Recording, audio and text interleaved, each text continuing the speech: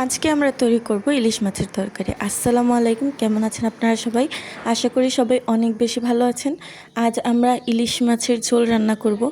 অনেক দিন ধরে আমরা এই চ্যানেলে অথবা এই পেজে অনিয়মিত, এখন থেকে আবার নিয়মিত আগের মতো ভিডিও আসবে।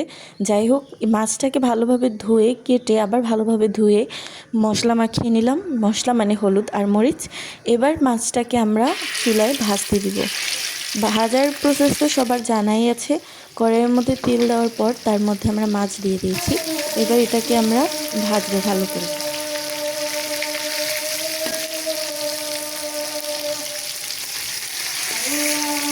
আমাদের মাছ ভাজাটা কিন্তু হয়ে গেছে। এবার আমরা মাছগুলোকে আলাদা করে উঠিয়ে নেব, তরকারি বসিয়ে দেবো চুলায়। মাছ ভাজার পর যে তেলগুলো ছিল তার উপরেই কিন্তু আমরা পেঁয়াজ কুচি করে ছেড়ে দিয়েছি। এবার এটাকে কিছুক্ষণ আমরা ভেজে নেব।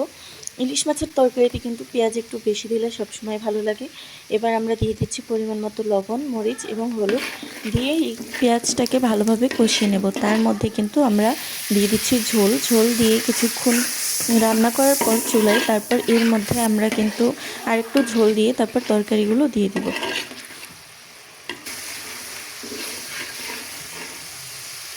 পেঁয়াজটা কষানো হয়ে গেলে, পেঁয়াজটা কষানোর পর এবার এর মধ্যে আমরা আরেকটু ঝোল দিয়ে দিব। এবার যে ঝোলটা দিয়েছি তা দিয়েছি আমরা তরকারিটা দেওয়ার জন্য, কারণ আমরা রান্না করব ইলিশ মাছের ঝোল। তো ঝোলটাকে আমরা একটু বেশি পরিমাণে দেবো এবার, কারণ এই ঝোলটা আমাদের তরকারিতে থাকবে। তারপর এই ঝোলের মধ্যে আমরা কিন্তু ধীরে ধীরে আমাদের মাছগুলো দিয়ে দিব। এবার দিয়ে দিচ্ছি কিছু কুচি করা কাঁচামরিচ আর কুচি করা টমেটো, অথবা বলতে পারো ফালি করা টমেটো। এটা দেওয়ার পর আমরা কিছুক্ষণ চুলায় ভালোভাবে রান্না করলেই তৈরি হয়ে যাবে আমাদের ইলিশের ঝোল। আর এইভাবে ইলিশের ঝোল রান্না করে খেলে কিন্তু অনেক মজা লাগে। একটু ধনেপাতা দিলে আরও ভালো লাগতো।